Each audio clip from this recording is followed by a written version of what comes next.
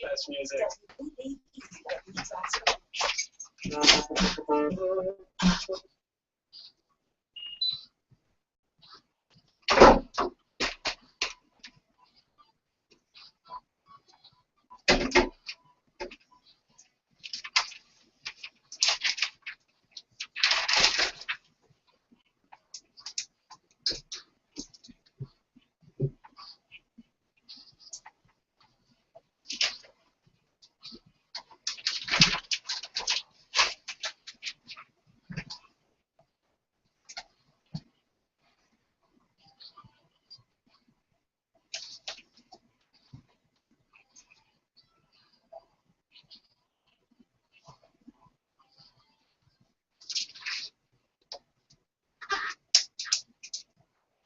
Hello again, and this is Master Christian on the Master Christian Dog Show.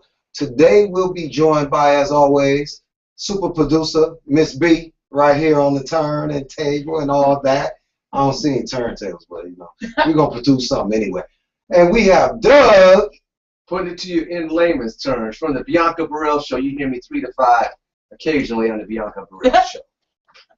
What's up, Doug? How you doing I'm today? doing well, man. I've been checking out your show. You're doing your thing, barking all over the metro, being the master dog trainer that you are. Well, we try not to give a whole lot of training tips. We try to give a lot of common sense because we want people to figure it out without having to go through all those changes. I hear you. Today's topic, though, by the way, would be working dogs. What is a working dog? Doug, do you know what a working dog What, is? they gotta have like a W-2 or something? Normally, in these days, they need a college degree. Okay, so put them on a payroll. Now, I know a little bit because we talked offline. Okay. We talked offline. I got an idea, a couple ideas of what a working dog is. So tell me, Doug, you have a dog? I have a dog. Somewhat. Yes, I have a dog. Somewhat. The dog doesn't live where I live. The dog doesn't live where you live. The dog lives where I have a dog. Okay. So what's your dog's name, Doug? The dog's name is Sage. Like the spice? Like the spice, man. I just call her Sage. Did you name her? No. You did too, Doug. No, I did not name the dog. Now, where are we going with this, man? I'm trying to find out about your dog, Doug, but you're so evasive. I keep checking you out. Now, tell me, Doug, because we talked a little bit a couple weeks ago about your dog and everything. Right. How are you and the dog doing? The dog and I get along great. We have you know, dog. Dog's home. I mean, the dog is a home dog. The dog goes about its day. What kind of dog you got, Doug? It's a mixed poodle. Poodle. Mixed with what? I don't know. It's black, furry poodle. Okay. Now, you know you can get a DNA test on that and find out Sure. what's going on. Again, like But, I said, I inherited the dog, so, you know. you know, I've never inherited anything in my life, Doug, so you're a special kind of guy. You inherited a dog.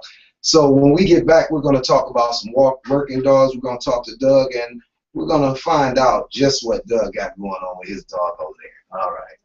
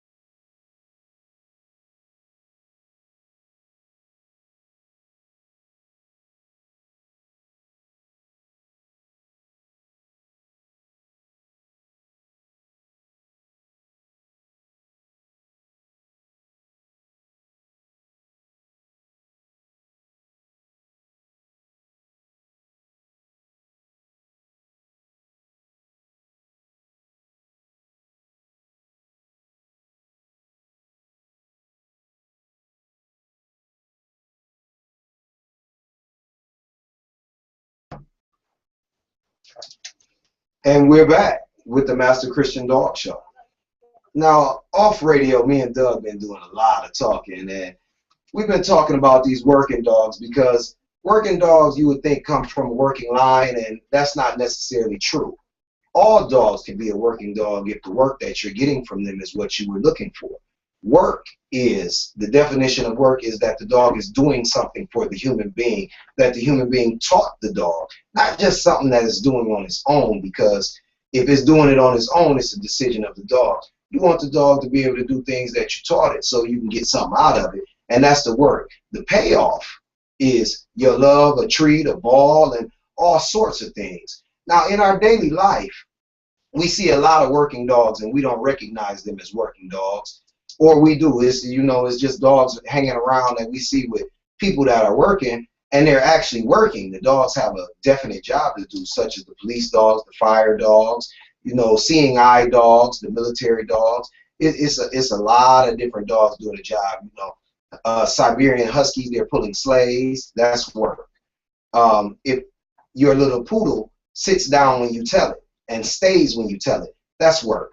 So, you know, it's a lot of different jobs that dogs have that some aren't considered jobs, but listening to you is definitely a job, because if the dog is not listening to you, then what are you getting out of it? You just got this useless animal that's moving around and doing what it wants to do in your space. Is that what you have, Doug? No, I talk work. Dog's a watchdog. Watchdog, what does it watch? It watches noise outside and lets you know when there's something outside, and it barks. Oh, okay. I thought it was going to tell the time. But also, you know, when you go for a walk, when it handles her business, she digs in the ground. Okay, now is she scraping her feet, or is she digging after she does her She's scraping her feet. That's right. Kicking up dirt. No, she's marking the spot. She's leaving her scent. So she's letting the other dogs know that I was here. She's, you know, that's how they do that. Only dominant dogs do that. The lower, more humble, more scared dogs, they don't do anything like that. But earlier today, to talk about a working dog. So I have a dominant dog. You do have a dominant dog, Doug. Check it. Yeah. So with that dominant dog, what you can go enter into the arena. Gladiator. Exactly. Yeah. Sage come out, 24 pounds. All right, now, when Sage comes out, you got to be ready, Doug. That's right. Because it's you versus Sage today. No, Sage. Grudge match. But in talking about working dogs, I was having a conversation earlier with a lady that worked at a dog store, and she was so sad because she has a son that was in Iraq, and he worked with the dog handlers and everything, and he told her that all of the dogs that they use, they leave over there in Afghanistan, Iraq, and everything. They leave them as equipment. They're not able to bring them back after being on a tour, and they fit you with a dog, and the dog saves your life. In saving your life, because you're defending the country, right. You say it's saving my life, it's saving your life. It's defending this free air that we breathe in the United States of America. And they're saying that the dogs aren't allowed to even come to the United States. So they have a definite extended tour duty. Definite, indefinite. Yeah. Yeah. And I mean, I have mixed feelings about that, because the dog is good enough to save our lives over here, but it's not good enough to be flown in and useful over here. And I can understand a little bit of it because the dog has been in a war situation, and it's certain things that they have to train the dog to do that it may or may not be able to assimilate into this civilized situation that we live in. But then, you know, it's an animal, and it was useful to you over here. So why wouldn't it be able to come back to the United States and be useful to everybody in the country? I don't know the answer to that, but I think they should come back. That's just not even open for debate. Yeah, I think they should come back too, because just like the police dogs, if a police dog is shot, it's an officer. So the military dogs, you would think that they're soldiers. So would you leave a man behind? I thought that was the motto. We don't leave any men behind. That's right. Man's best friend is defending you while you're defending us. That's right. All right. That's right. So I'll put that in layman's terms. I understand that layman needed to be brought out, Doug. I do understand that. Who's layman? That's me. Okay. Recognized game. Okay. So The dogs are in Iraq. They're finding the bombs. They're finding the enemy. They're leading the soldiers where they need to go, and they're giving their lives for us. And they're not being able to come home. We're going to do some research on that and find out just why they're not being able to come home and see if we can do something about it one day. If I get a nonprofit started, Doug, you with me? I'm down. All right. It's going to be kind of like the ice challenge, but no ice. Just a challenge, straight up. Yeah, it's just $80 million. Okay. Nice. That's how we want to do it. So, in talking about the working dogs, the police dogs are a little different too, but they're using the same kind of dogs now. It used to be German Shepherds. Yeah, now that's the thing you see as I obviously don't know much about as dogs as you do, but in the TV movies you only see the German Shepherds. And what's been portrayed as that. It's a good working breed, the German Shepherds, but now because of the dogs that are available that they're able to work with that are a little bit better than German Shepherds, not to take anything away from a German Shepherd or any other breed of dog, the Belgian Shepherd, which is called a Malinois, and the Dutch Shepherd are just extreme beasts. They can do so many more things. They can run faster, jump higher, climb the tree, chase the man to the end of the earth. They're just exceptional beasts where the soldiers, they strap them to their chest, they jump off the helicopter, they, get down to the ground, and they're off and running. The dog immediately starts checking. Whatever job that has been issued to that dog is programmed to do that when it hits the ground, and then they're off. So dogs are a big part of what we do here. And I bet a lot of people don't even know how the relationship between humans and dogs came about. Do you know how humans and dogs start forming a relationship, Doug? No, I don't really have. No, I don't. Simple answer is no. It was all about trash. It was all about trash. So as humans start making more things, and doing more things with themselves, they came out the cave, they started building stuff, they started having things that they were using as tools. And the dog came about. They started accumulating trash. The dogs were already in the wild. Okay. So okay. Go ahead. But okay, you talk about in the wild. The Yeah. definition of a dog running stray in the wild, and a wolf. Well, see, you got wolves and you have wild dogs. Wild dogs, I guess they come down the line. Okay. Because they say the wolf is the first thing, but they also say, people come from monkeys, or people come from God, or people come, So we have to go and do our due diligence to find out exactly what goes on. I know the answer to that, but I may give it to you later, Doug, or I may wait for you to go find it and come back to me. And that's what you call a tease. Oh, man, sometimes I just want to know a wolf and a dog. I mean, can you have a wolf as a pet? Absolutely. It's not recommended. A lot of people do. They have wolf and wolf hybrid timber wolves, and they, it's a real serious animal. Real serious animal. But back to the trash before you derail what I was saying. The trash, when humans started to accumulate trash, the dogs came around because it was easy pickings. They no longer had to hunt because extra things that the humans were throwing out, they could eat. Well, as they start hanging around the trash, they start becoming defensive about the area because they would make their den close so they would be able to feed easily. So when they started becoming defensive, they also, because I said they made a den, they started to mate. And the humans started seeing puppies. They decided, hey, the kids like the puppies are. They took them in and started domesticating the puppies. First, they made it to the house. Then they made it in the house. Now the dogs are in our beds. So the dogs seem to be a little bit smarter than we are, and they don't even speak the language that we speak. How do you think that came about? Laziness. From whose part? A human's part. Why are humans so lazy, Doug? I don't know, man. Let's take that up on the next segment. Is it time for the next segment? No, we got so much time, Doug. So much time. We have an eternity I'm trying to talk about. Put me on the hot seat. Hot seat? No, I just, humans, the reason humans are lazy, they're lazy by the way they move. They're lazy by the way they talk. They're even lazy by the way they think because we're comfortable. The animals are living in a state of survival. We don't believe that we're surviving all the time anymore. We just think it's a given that we're going to make it through the day until That car comes up on the sidewalk and then our heart is beating and well, the animals are ready for that already. They don't have a problem with that because they woke up this morning. When they hopped up, they stretched and looked around to make sure there was no predator about to get them. While they were sleeping, their ears were up, listening. They were listening to hear if something was creeping. They were listening for the crickets. You know why they were listening for the crickets? As long as the crickets are chirping, nothing is moving. The crickets are nature's natural alarm. Now, if you had some monkeys somewhere, they would be alarmed too. But they do the opposite. They make noise when the movement comes. The crickets go silent when the movement comes. You ever notice that when you're out there? So when there's crickets making noise, there's no movement. Right. You're safe. But if there's instant silence, be weary about what's going on. Because something is coming close. Like a possum or something. Possibly, but not really, Doug. So in the next segment, we're going to talk about your dog a little bit, talk about the work you get from your dog, and we're going to explore some other working dogs. This is Master Christian on BeatDropsRadio.com with Doug, the man. Put it in layman's terms.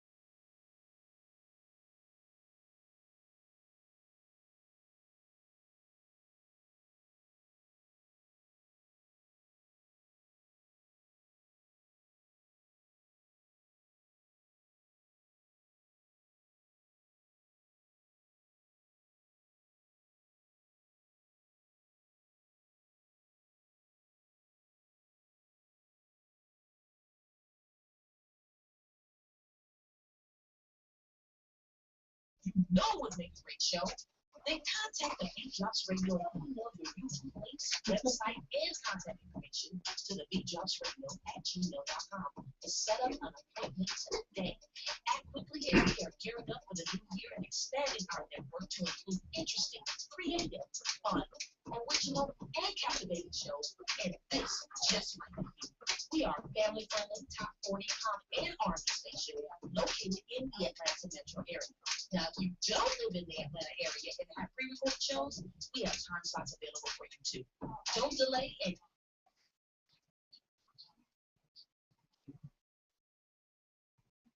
And we're back once again with Doug on the Master Christian Dog Show. You can visit us at masterchristian.com.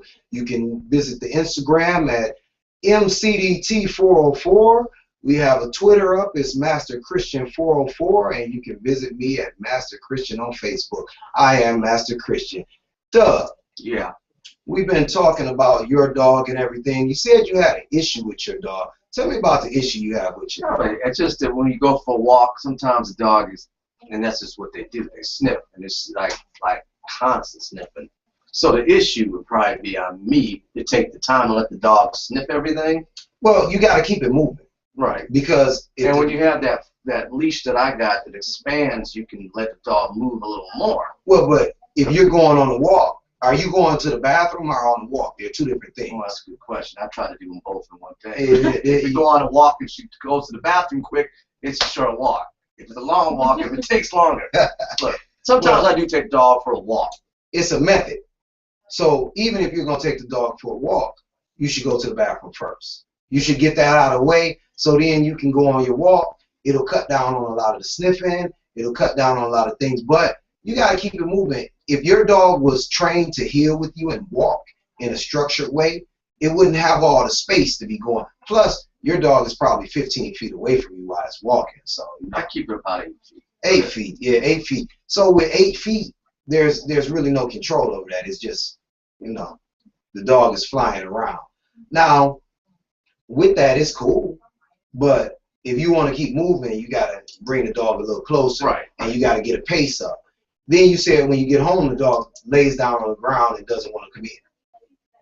No, that's when you want to come back inside. Sometimes the dog is saying, It shuts down. It says in the middle of the parking lot, they'll just basically brace. And then All it right. gets like dead weight. That's right. I don't know what you call it, but it's all of a sudden, this little dog, all of a sudden, it's not moving. Yeah. It's got some skills to do that. I Right. don't know how- So you have to go in for the dog's mind, then, Doug. Yeah. You have to squat down and motivate your dog to come to you.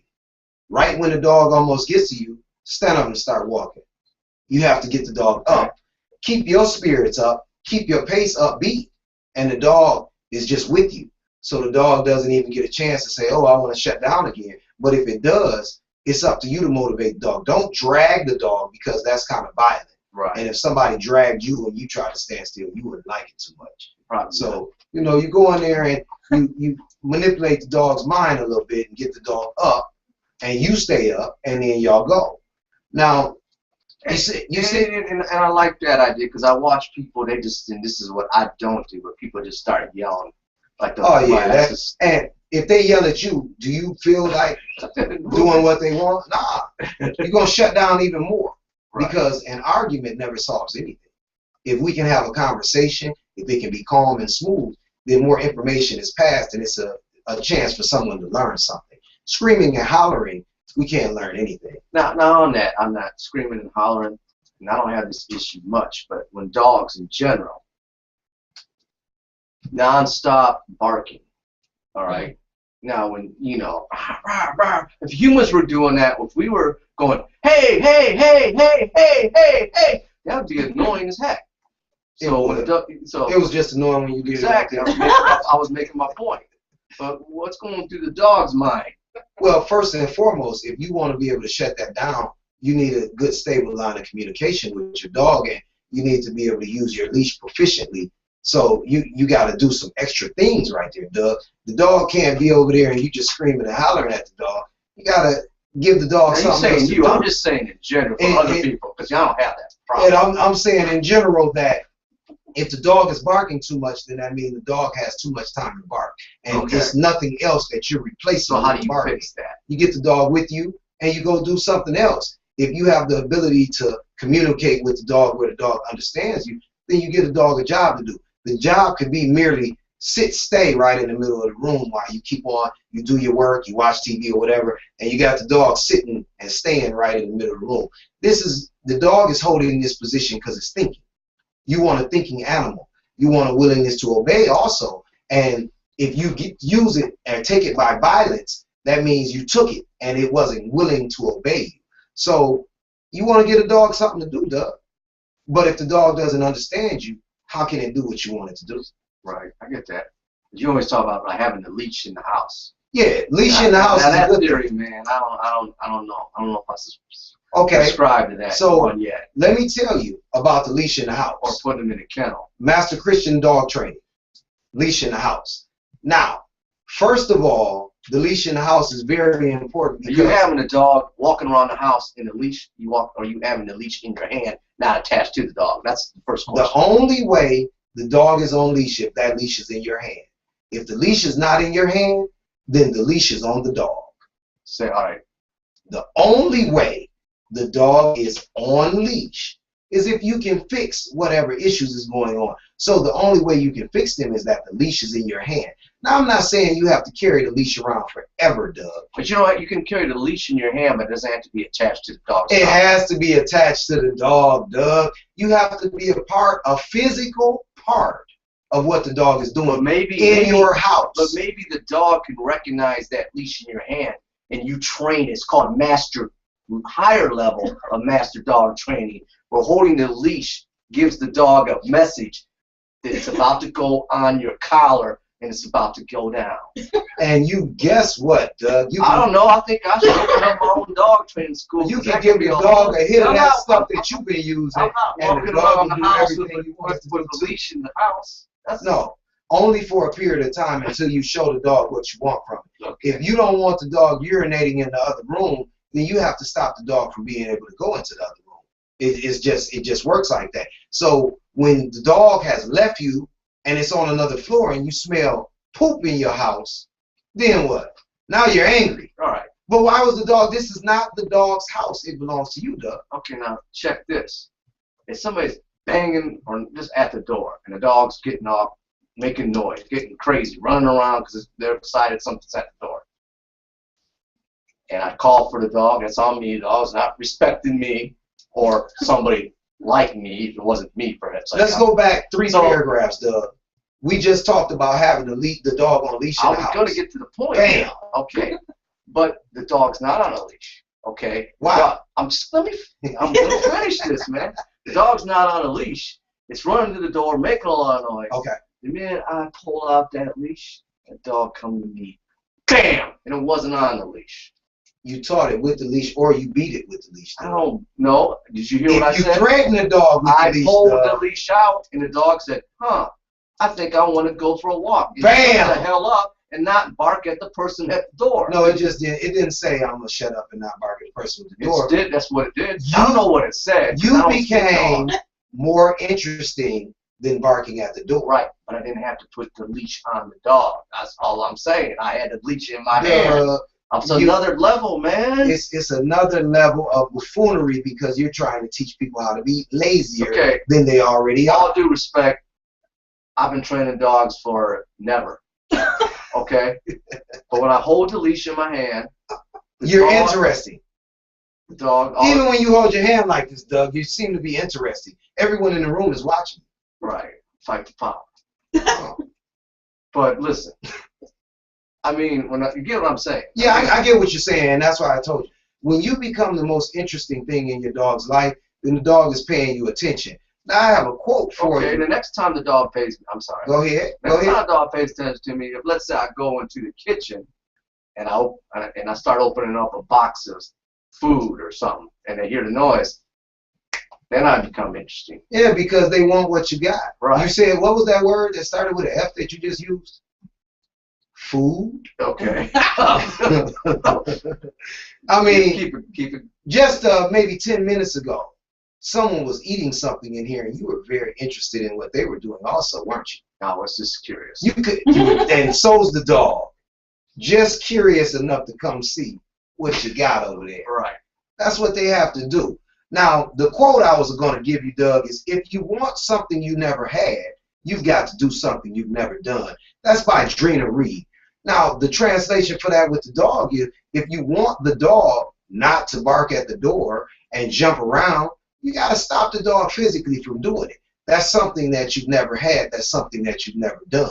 If you want these new things to happen with your dog, you got to change yourself a little bit, because the dog's not going to do it on its own. And if the dog does do it on its own, it's a decision that you didn't implant in the dog's mind. Itself. Yeah. So if the dog is just following you around because the dog felt like following you around, that's still improper, because when you want the dog to follow you around, it's not going to do it, because it's been choosing to do it the whole time, and you haven't shown it that this is what you want the dog to do.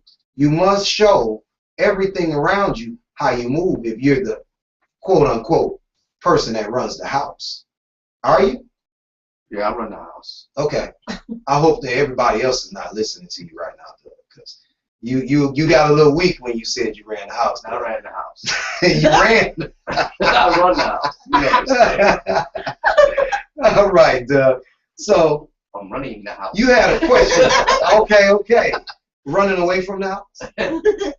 Now, you had a question for me about Well, I guess we talked about we talked earlier in the second segment, we talked about the dogs that are overseas, right, doing their work and getting dogs and doing charitable work. Right. But if you were looking to get a dog today, advice for our listeners, well, going to a shelter to get a dog, I mean, it all depends what you're looking for. What do you want? Would you take a dog from the shelter, or would you have to be all bougie and get the hybrid type of dog? It's an Australian Shepherd or a Belgian Waffle dog, whatever the dog you would, Maltese or whatever. I don't know. I'm throwing a lot of stuff because I don't know whatever type of dog you have. Would you go with that route, or would you go to a shelter and get Snoopy? Well, Doug, I wouldn't actually. I go to shelters and look at dogs, and if the dog is looking like I can You're real serious right now. I like this. Go ahead. Then I try to find somewhere for the dog to go, and sometimes the dog can even get trained for free, so we can get it a home, we can get it out.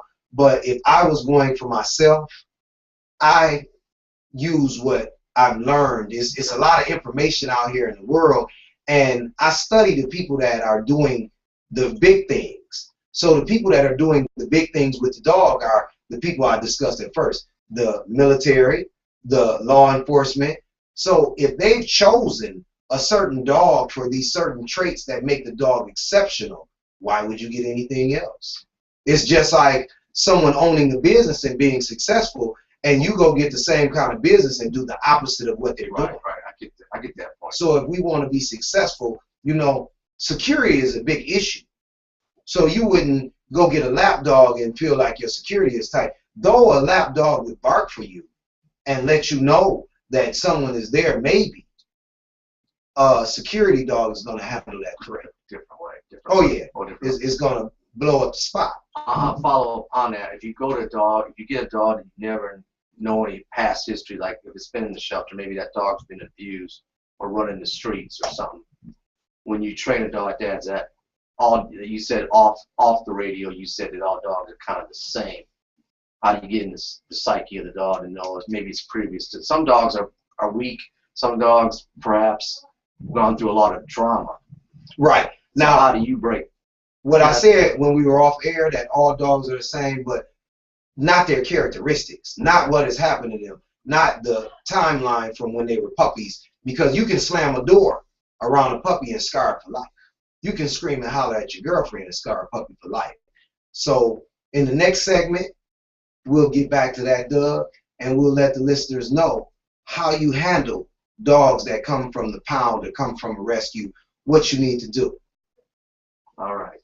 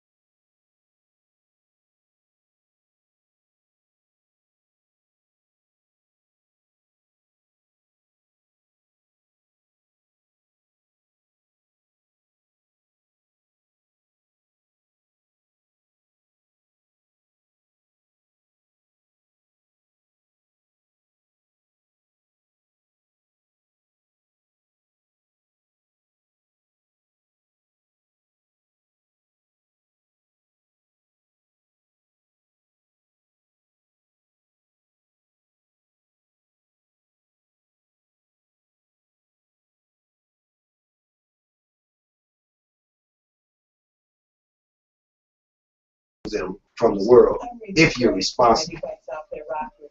That's so you think. No longer with us now. Each year, thousands of cases go unreported where children with disabilities and special needs get abused in their schools. Our mission is to protect the child as well as the teachers who educate them. Please help us in our effort to stop the abuse and promote safety by donating to positive initiatives in care of Aaron Hatcher's They Can't Talk But We Can in P.O. Box 2392, Roswell, Georgia 30077. Or visit our website at theycan'ttalkbutwecaninc.org. Let's not have another loving, innocent child like Aaron die. Remember, they can't talk, but we can. Call now, 87. And we're back in with the Master Christian Dog Show with super producer Bianca right here. Doug on the wheels of steel over here. That's right. This dog will hunt. This dog will hunt. What you hunting for, Doug? Hunting for some food right now. I know, man. It's time to eat. What you want to eat? Filet mignon? Yeah, something like that. Man, that's the best, man. So, Doug, let me tell you, if someone was going to go to the pound or go to a shelter and rescue, adopt, or do anything to a dog, first and foremost, let me tell you that every dog purchased, every dog rescued, every dog adopted, they're all rescues, because if people don't go get these dogs, who knows where they'll be. They'll probably end up dead quick. So even when someone has a litter, I don't care if they're backyard breeding, I don't care if you go to a qualified breeder, giving the dog a home and being responsible for the dog, you're going to rescue a dog. So going to the shelters, though, you know, it's a reason why the dogs are in the shelters, and normally that means that a human being wasn't responsible for them. So you never know what happened to the dog. You don't know if they were beaten, abused, hollered at, neglected, starved, anything. So it comes with a grain of salt. You have to understand that this dog has been through something. But the good thing about a dog is dogs live for today.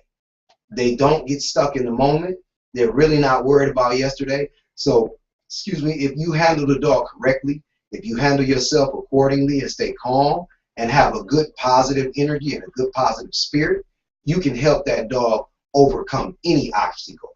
Right now, I have a dog that's boarding with me. It's a feral dog that had to be helped to be able to be with people.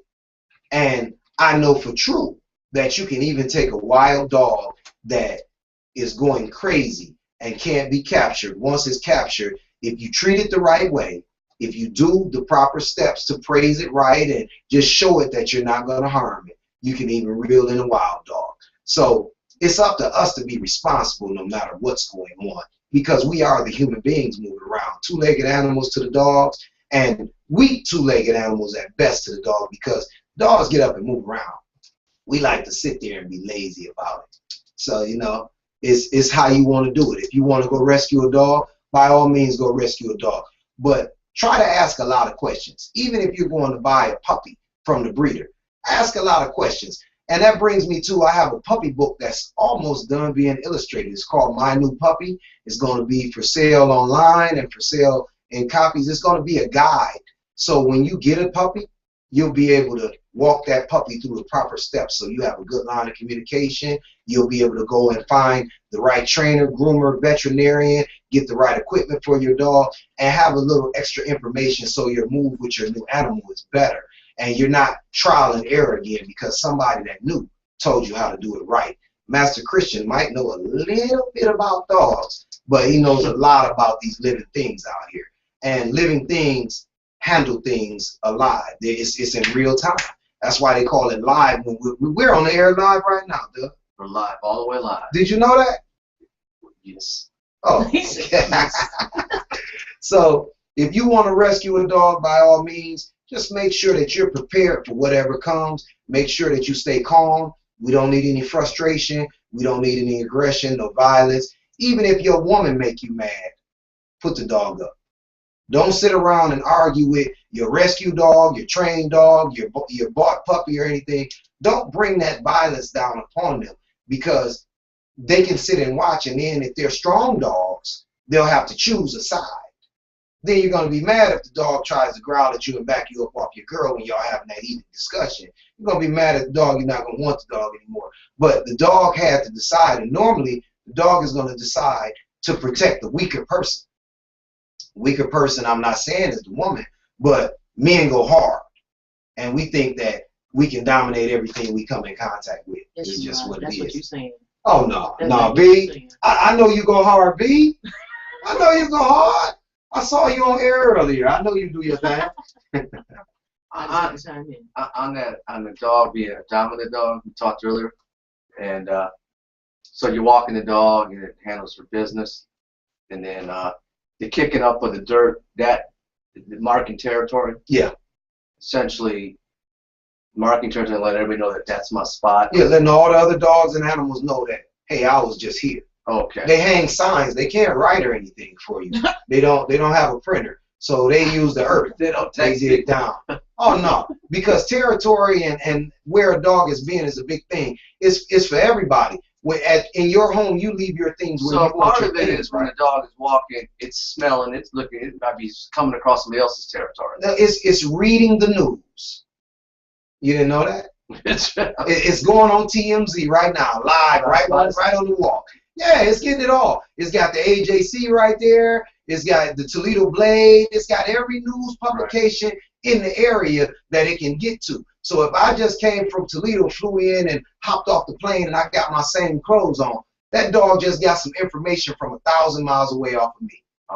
They're extremely gifted. And when I said all dogs are the same, they're dogs. Just like we're human beings, we do similar things. We walk on two legs. We drive the same way. We do similar things unless we don't have two legs. Then we have tools that bring us back in. That brings me a little bit back into the working dog. When we don't have the use of our eyes, we get a seeing eye dog. And seeing eye dogs are built from birth. Normally, their parents are seeing eye dogs. Did you know that? No. Yeah, they want structure. So they want it to be a genetic line of seeing eye dogs that the seeing eye dog comes from. It just makes better because your parents did this job, their parents did this Right. job, their parents did this job. Nepotism. You're getting it. That's their W2. It's in their genes. Right. Like, my jeans I got on, it's in their genes. I got it. Stop it. So I guess when you walk in the dog, if it's a seeing eye dog, you'd have a special leash. Well, they would have a harness on them, and you would possibly have a cane. Yeah. But really, you don't have to use the cane too much because the dogs have been seasoned and trained to lead you on the clicks of the lights and the things that are going on. You hear the sounds out there. The blind person can pick up the sounds, and they go with that. Now, I have trained a Doberman before for a deaf man, and his wife had to translate and everything. How I did that, you have to teach leash control. You have to teach physical so he can keep up with the dog because he can't hear what's going on. But what the dog did, the dog became his ears. And everything that happened, the dog alerts him and lets him know because the dog knew that the man had a disability. So, yes, they are very intelligent, but still dogs. We're still dogs, man. And we got to keep them in the proper group because some people think these dogs are their children. And I'm here to tell you, a child is a child and a dog is a dog. So, that's how it works, Doug. No, I hear you. So don't go home and scream at your dog anymore, Doug. I don't. It's detrimental. It just gives you a headache. You're not going to solve the problem. And you need a line of communication in there because you also have a working dog. You have a poodle mix. A poodle is a working dog. Did you know that? Even though they shave them down and make them look like we were looking at That's not how our dog You works. hate that, don't you? No, I just straight up fur dog. I have none of that. Cut up. You know what I'm saying? Yeah, because you haven't went to a groomer. And that's part of the puppy book. I tell people if you choose, first and foremost, get with your family and decide what kind of dog you want. Whether it's going to be a working dog, a terrier breed. It's all different kind of breeds that you can get. You got sporting groups where you got spaniels that swim. They go fetch Labrador retrievers. The President Obama actually has some water dogs up there. They're spaniels. What are they? We'll have to research the name of those dogs too. But they're great dogs. I've checked them out before because I wanted to know what the president was working with and what kind of training they were getting in them. They have a special trainer that deals with the president. I think the trainer for the first dog passed, but he got a new trainer on this dog. We're reaching the end of the show, Doug. Is there anything else you need to know about your dog before we get out of here? No, but I know that I listened to your shows in the past. You're doing a good job dropping the knowledge and barking all over the metro, telling us what the dog man's all about. I've learned a lot today, and I remember last time you talked about grooming and people putting sweaters on dogs and doing some craziness like that. So it's all good. All right, Enjoyed it. so this has been the Master Christian Dog Show.